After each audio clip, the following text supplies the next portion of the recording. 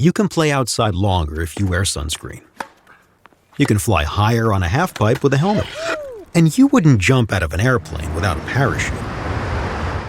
Your finances are no different. Protecting your future allows you to go after your goals more aggressively. Explore this unique perspective beside an agent with the backing of New York Life. Insurance, investments, retirement, and more. Visit nyl.com to learn more. Investments are offered through registered representatives of NyLife Securities, LLC. Member FINRA SIPC, a New York Life company. This episode is brought to you by Shopify. Do you have a point of sale system you can trust, or is it a real POS? You need Shopify for retail. From accepting payments to managing inventory, Shopify POS has everything you need to sell in person. Go to shopify.com/system, all lowercase, to take your retail business to the next level today. That's shopify.com/system.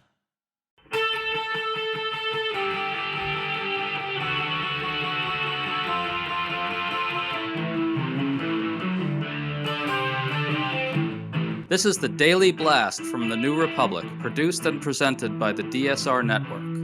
I'm your host, Greg Sargent.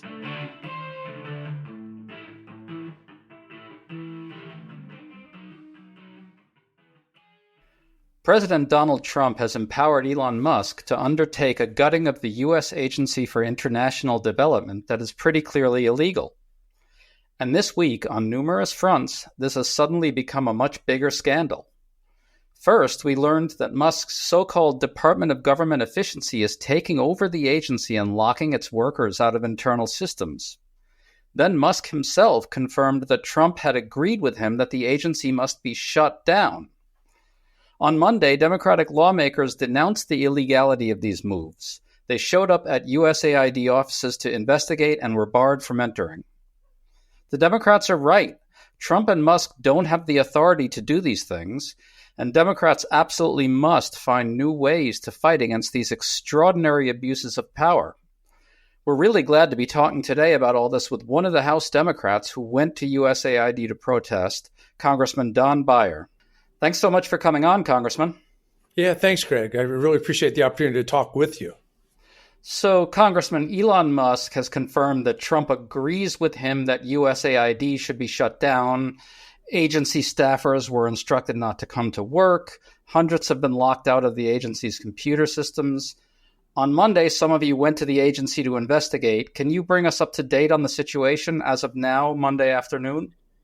Yeah, as of now, there's not a lot of change from the administration, from Musk or from Trump. What has changed, though, is an enormous outpouring of public protest and response to this. I think we had close to 15 members of the Congress there giving powerful speeches, but even more importantly, we had more people and more press than we've had in anything in the first 2 weeks of the Trump administration, saying this is not right, this is against the law, and really calling out Elon Musk, an unelected, unvetted, unconfirmed person who came to this country illegally in the first place, deciding what's going to happen to our bona fide institutions of government. Can you lay out the legalities here, or I should say the illegalities? Many of you have said this is not legal. By all appearances, it is not. Can you walk through why? Well, the key thing, Greg, I think is, first of all, I'm not a lawyer, so I don't want to pretend to be one. But the U.S. Agency for International Development was established by an act of Congress. And you suddenly have Elon Musk showing up and trying to gut it, locking out all the employees, locking them out of their offices, locking them out of their emails, pausing the funding for things that were passed in budgets by Congress and signed by presidents of the United States. None of that corresponds to the rule of law. Clearly not. Will there be lawsuits? Who has the standing to bring lawsuits? What do you expect to happen in the next few days or, I don't know, few hours? Yeah, well, yes, there will absolutely be lawsuits. We've been, not my office, but our team in Congress under Hakeem Jeffries has been working on lawsuits since daybreak. And hopefully will be filed this afternoon, the Monday afternoon.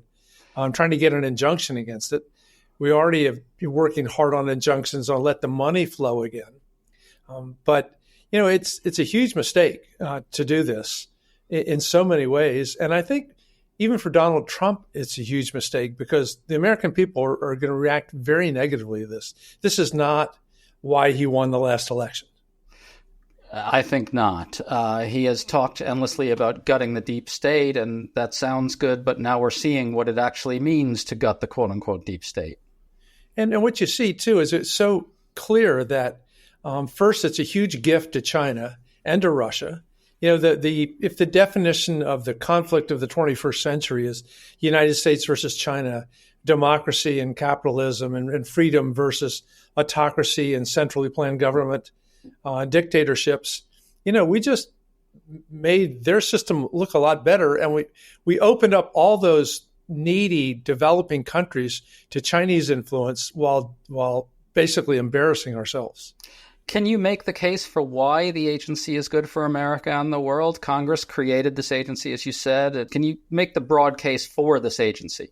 Even the broader case, I don't know if I get in the right order, but number one, all of the various international illnesses, things like Ebola or avian bird flu. These usually almost always start in other countries, often developing countries. And if we work closely with them, we hope they won't get to us, or they'll get to us after we figure out vaccines and treatments and the like. Then there's the whole issue of stability. Anytime there's instability in other parts of the world, it affects stability everywhere. Somebody, Gene Vindman, who served 25 years in the U.S. Army, pointed out, if we cut the less than 1% of our budget that goes for U.S. international development, we're going to have to double or triple our military budget. Our military budget right now is $890 billion. Can you imagine taking it up to $1.6 trillion or $2.7 trillion just to offset a relatively small investment in international aid?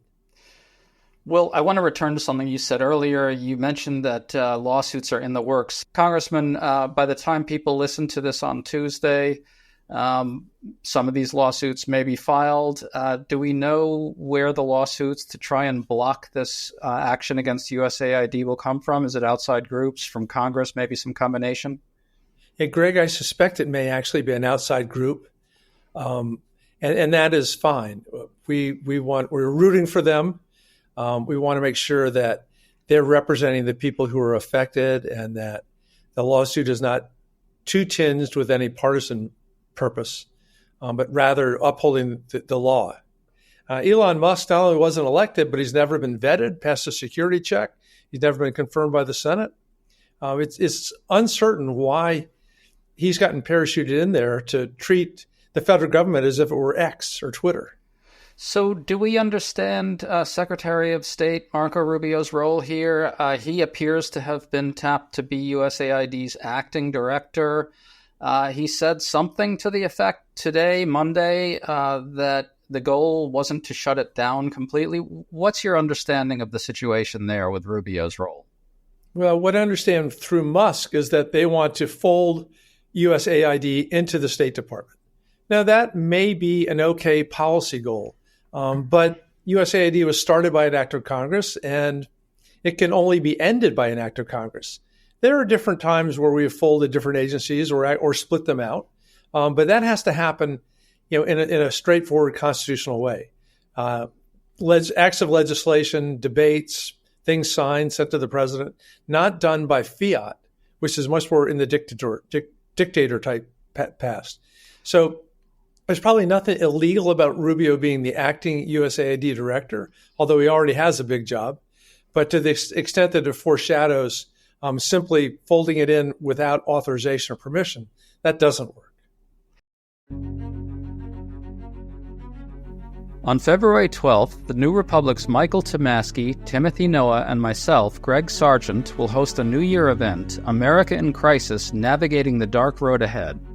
With the new administration in place, this event will bring together influential political figures such as Jared Bernstein, Jamie Raskin, Benny Thompson, Olivia Troy, Mark Zaid, and more to explore what we can expect in the months ahead.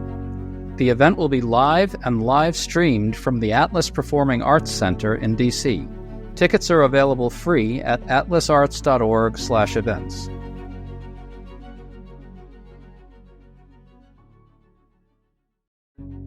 There are some exciting changes underway at the DSR network, and we're so happy to share them all with you. In response to requests from our listeners, we're making it easier to find the podcasts you want where you want. Starting February 1st, We're All Gonna Die Radio, Words Matter, and Above Average Intelligence will be available exclusively in their individual podcast feeds. We're also revamping some of our shows with new logos and new looks, so stay tuned. To find the exclusive feeds for each show, click the link in the show description. And to support our work here at the DSR Network, and to get exclusive benefits like an ad-free listening experience, exclusive content, access to our Discord community, and more, please consider becoming a member. Use code DSR2025 to get 40% off your membership sign-up at thedsrnetwork.com/buy.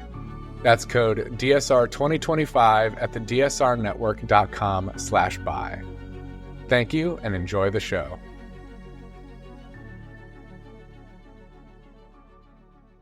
Is there a room to also legally challenge Elon Musk's role? As you pointed out, he's not a government official. He's not confirmed by the Senate. He's not anything.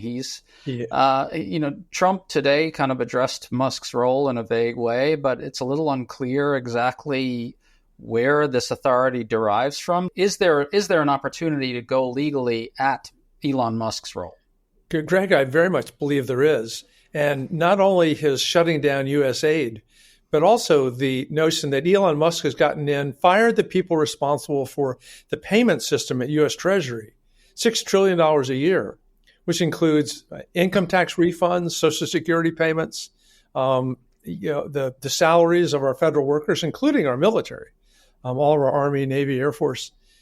And so we've given a corrupt businessman, the wealthiest person in the world, control over that. God knows where he will send that money or what he will use it for. So yeah, we will very much challenge it. So many of these things are classified documents at various levels. And here's a guy who has absolutely no security clearance and couldn't pass the security clearance if he was subjected to it based on all of his connections with China. You're talking here about the payment systems, that they involve some sort of classified information? Exactly, yes. And your point, I think, is that Elon Musk has not gotten security clearances, so there has to be more transparency brought to what it is he's actually getting access to, correct? And his young minions, his 22 and 23-year-olds also, who have never been subjected to a security clearance, do not have permission to view classified documents, and they're in there on top of a $6 trillion payment system, which is clearly very classified. So Trump talked about Elon's role on Monday. Trump was asked why Elon needs access to the Treasury Department's payment systems, which, as you say, he's also been granted. Trump seemed to suggest that Elon will be picking groups who do or do not merit getting government payments. Listen to this. Why is it important for Elon Musk to have access to the payment systems at Treasury? Well, he's got access only to letting people go that he thinks are no good if we agree with him. And it's only if we agree with him. He's a very talented guy from the standpoint of management and costs. And we put him in charge of seeing what he can do with certain groups and certain numbers. Some of the numbers are horrible, what he's found. Think of it, $100 million on condoms to Hamas. So again, the context here was the Treasury payment systems. Trump seems to say that Elon picks groups who don't merit government payments, but that seems to mean Trump and Elon are going to unilaterally decide to turn off payments to disfavored groups. That's a striking admission, isn't it? Yes, it is a striking admission. And once again, it goes against the law. When the Congress passes the budget, they're very specific about how the USAID money will be spent. If it's done by category, they don't pick particular winners, the forgiven outside contractor. They let that be done by the career professionals. But it looks like Trump has no idea what Musk is doing. I know in that tape that you just played, he was very vague and referred, by the way, incorrectly, lying about $100 million worth of condoms to Hamas. Crazy stuff, which is not true at all. And this is part and parcel of all the stuff that they make up in order to justify outrageous claims. Well, you get at something really key there, which is that Trump may not really know what Elon's doing. He seemed to try to say that Elon can't do anything without Trump's permission. But even granting that that's the case, which, as you say, we don't really know if it's true to begin with, but even granting it, they do not have the unilateral authority, Trump with Elon, to turn off payments to particular groups, payments that have been authorized by Congress, correct? Do they have that authority? You're absolutely right. We've been focused on Elon today, but similarly, the president does not have the authority to do these things. And just the whole notion. So just look at Donald Trump signing 200 executive orders in rapid fire. You know, he had not read probably 195 of those executive orders, probably didn't know what was in them. As people were telling him, this is what this is about, this is what that is about. You know, this is a guy who loves to do big crowd events where much of what he says is made up, inaccurate, imaginary. And now we have him in charge of our whole country. It's a very sad thing, but at least he should be forced to follow the law. Right. And I think just to bear down on this point about Trump making a pretty stark admission here, if Trump is going to have Elon pinpoint groups who don't merit payment, and then Trump is going to unilaterally cancel those payments through Elon's control over Treasury payment systems, that's not legal, is it? I don't believe it is legal, Greg, and we will be fighting it. And often we'll be fighting it alongside the groups whose money is being denied. Once again, there are legal ways to do this if they don't like a specific measure of spending or a specific contractor. In the budget that we're trying to pass right now, they can clearly put that in the language. By the way, among the levers that we have, number one is that we've already passed this debt ceiling, and we're using special measures to get by. But he can't raise the debt ceiling without our help. And similarly, we don't have a budget yet for the fiscal year we're almost halfway through right now. And in a 217, 215 House, Trump can never get that budget passed without our help. Obviously, we want to fund the government, but we want to do it in a responsible way. And what he's doing is completely irresponsible. Well, so here we've got Trump trying to unilaterally turn off payments via the Treasury Department, we think. He tried an unconstitutional, illegal spending freeze the other day, backed off in the face of an outcry. Is there a case for the Democratic opposition to do something like this? For Democrats in the House and Senate to get together and say something like, Mr. President and Republicans, you will not get one vote for any policy or any nominee at any point unless you rescind this power you've given to Elon Musk. Is there a way to do something like that? Greg, there absolutely is. And we spent a lot of today just talking about it in the last week.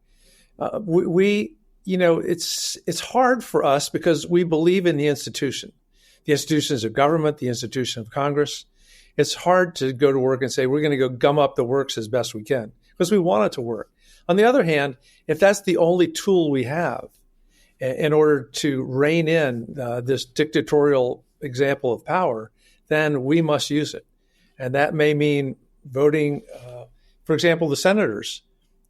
They voted en masse as Democrats for people like Marco Rubio and Doug Burgum. Maybe from this day on, they don't do any of that. Put those types of things that used to be routine and make them not routine until Trump stops breaking the law.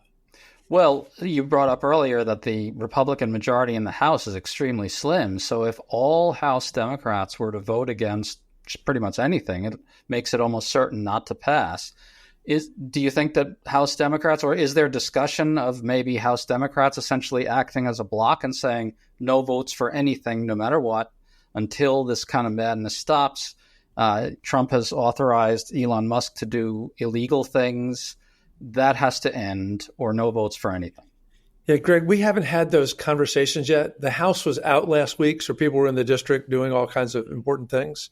We come back tomorrow night, Tuesday night, and meet on Wednesday morning at 9 o'clock. I am sure that that unity against Trump will be topic number one.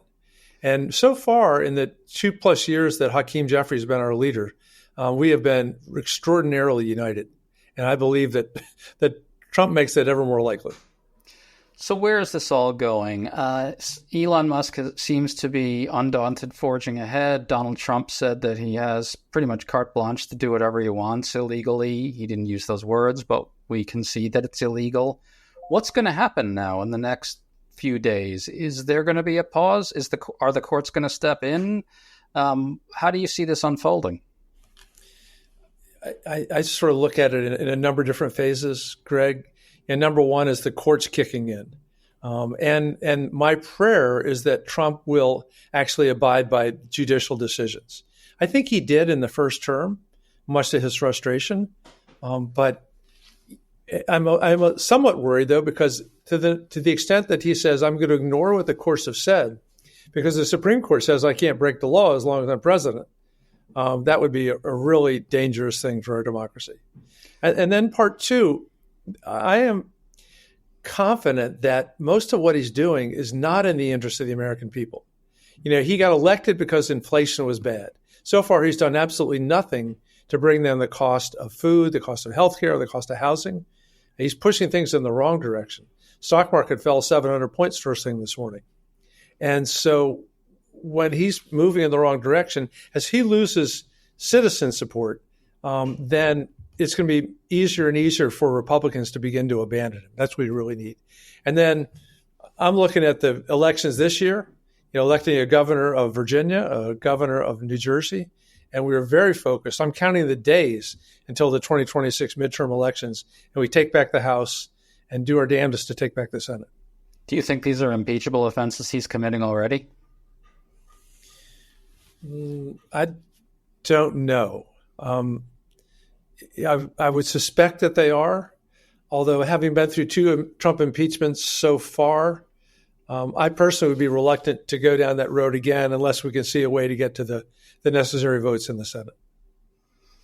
Well, by the time people listen to this, we may have lawsuits filed. Is that right, Congressman? Oh, I very much hope that if it's just Tuesday morning, yes, I'm hoping that they will all have been filed by late Monday afternoon.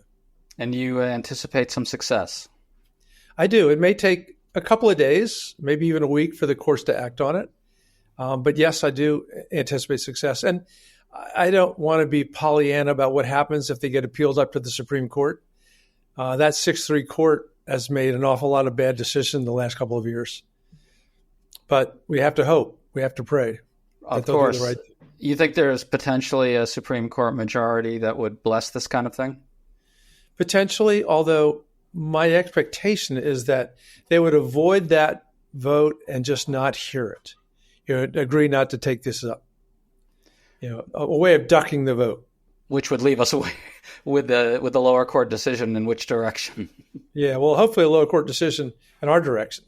I think the lower courts should mostly be with us because the law is so obvious. In other words, there's a plausible scenario here where the lower courts halt this stuff and the Supreme Court declines to take it.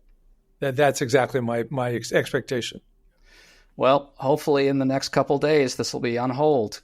Congressman Don Beyer, thanks so much for coming on with us today. We really appreciate it.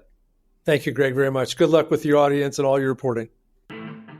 You've been listening to The Daily Blast with me, your host, Greg Sargent. The Daily Blast is a New Republic podcast and is produced by Riley Fessler and the DSR Network.